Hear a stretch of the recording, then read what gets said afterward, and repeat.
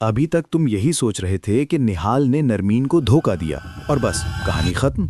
लेकिन नहीं, निहाल ने अपने ही भाई के सामने कह दिया नरमीन ना सही तो माहिनी सही। और ये सुनकर जो सन्नाटा छा गया ना, वो बता रहा था कि ये ड्रामा अभी शुरू हुआ है, खत्म नहीं। तो बैठ जाओ आराम से, क्योंकि आज की एनालिसिस काफी इंटरेस्टिंग है। हुमायूं ममानी के पास गया और माफी मांगी। अब यहां एक बात नोटिस करो, हुमायूं ने सिर्फ माफी नहीं मांगी बल्कि फौरन वलीमे की बात भी की। यानी ये बंदा घर को संभालना जानता है। अब इसी दौरान नरमीन अपने कमरे में बैठी ईमान और माहीन को सुना रही थी कि घर में एसी नहीं, हर चीज मामूली है।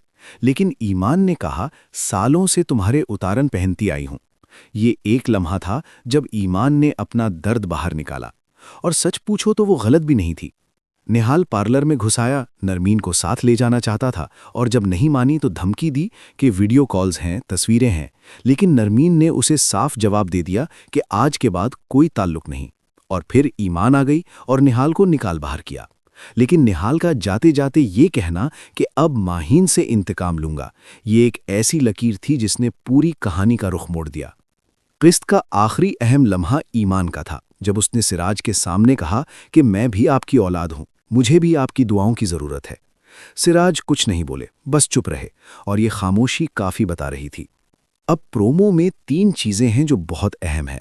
पहली, निहाल का भाई उसे रोक रहा है कि बेटियों वाले घर पर बुरी नजर मत डालो, और निहाल का जवाब है, बेटियों वाला घर है तो क्या हुआ, नरमीन ना सही, महीन ही सही।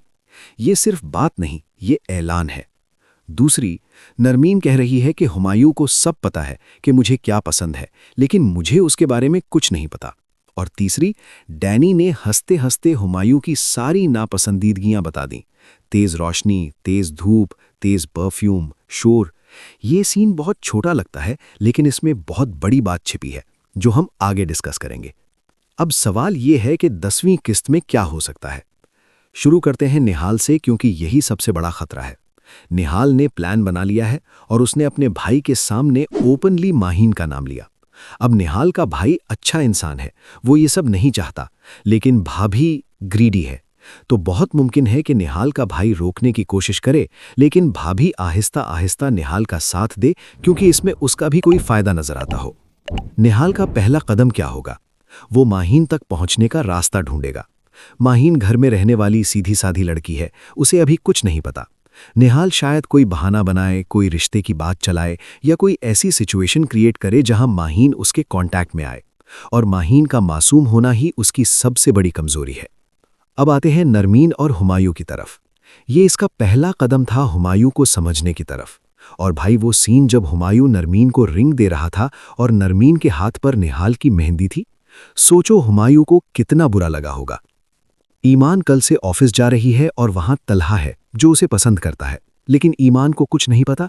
और ईमान जो पहले से सिराज की नाराजगी उठाए ऑफिस जा रही है, वो शायद किसी ऐसे इंसान की प्रेजेंस महसूस करे जो जेन्युइनली उसकी परवाह करता हो। अब एक आखिरी बात जो बहुत जरूरी है, निहाल के पास नरमीन की तस्वीरें और वीडियो कॉल्स हैं। उसने अभी ये कार्ड खेला नहीं। 10वीं किस्त में बहुत मुमकिन है कि वो ये कार्ड माहीन को दिखाए, हुमायूं को दिखाए, या कहीं और इस्तेमाल करे, क्योंकि जिसने एक बार धमकी दी हो वो खामोश नहीं बैठता। तो ये था हमारा आज का पूरा एनालिसिस। अब तुम बताओ, क्या निहाल वाकई माहीन तक पहुंच पाएगा, और क्या नरमीन का दिल हुमायूं की तरफ झुकना शुरू हो जाएगा? कमेंट्स में लिखो, क्योंकि तुम्हारी प्रेडिक्शन हमेशा हमसे ज्यादा एक्यूरेट होती है। और अगर ये एनालिसिस पसंद आई तो चैनल को सब्सक्राइब जरूर करो। अगली किस्त का एनालिसिस भी आने वाला है।